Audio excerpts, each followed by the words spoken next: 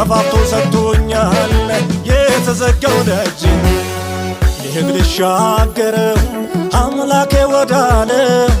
እንድተናገረኝ በረከት ከኔ ጋር ነው ልሄድ ልሻገረው አምላኬ ወዳለ እንድተናገረኝ በረከት ከኔ ጋር ነው ጌታ ነው የሚመራኝ ጌታ ነው ጌታ ነው የሚመራኝ ጌታ ነው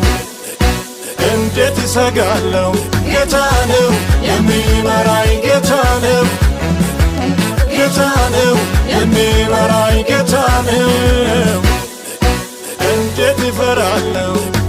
እንዴት እሰጋለሁ እንዴት እሰጋለሁ ጌታ ከኔ ጋር ነው እንዴት እፈራለሁ